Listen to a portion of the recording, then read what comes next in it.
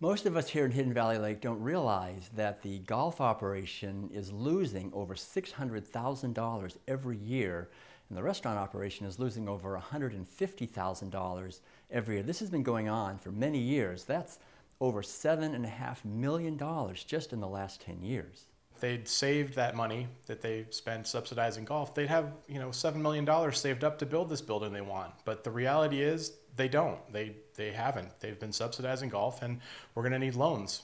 These losses of the golf operation and the restaurant are paid for by our assessments.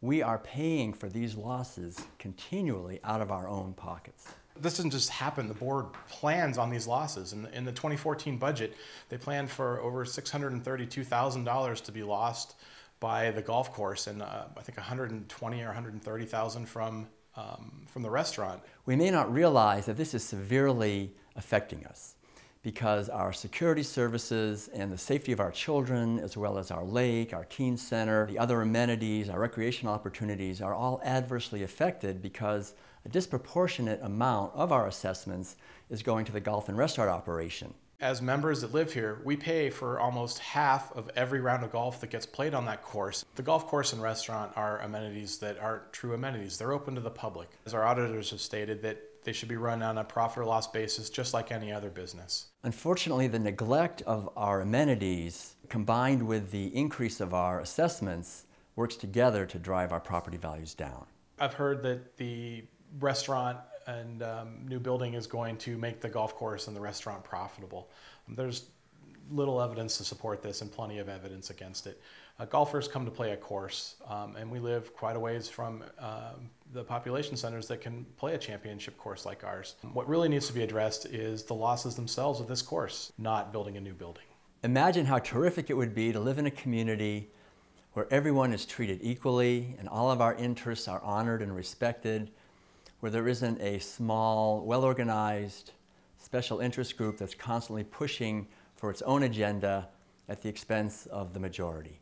In our entire bylaws, there's only one section that limits the board's power. There's plenty of sections that say what the board can do, but there's only one that says what they can't, and that's section 11.05. And that section clearly says that if the board is going to spend more than 5% of our annual assessments, that's the dues you and I all pay, we get a vote on how that money's spent. Anything less than that, that's fine. You can spend whatever you want on sand traps or parking lots and things like that. But the point is, as soon as they cross that threshold, which this building will, we as members get to vote on that. The board has consistently refused to do a survey to find out what we here in the community actually want. They have also refused to allow us to vote on the Hartman complex. This is an enormous expenditure creating a large amount of debt.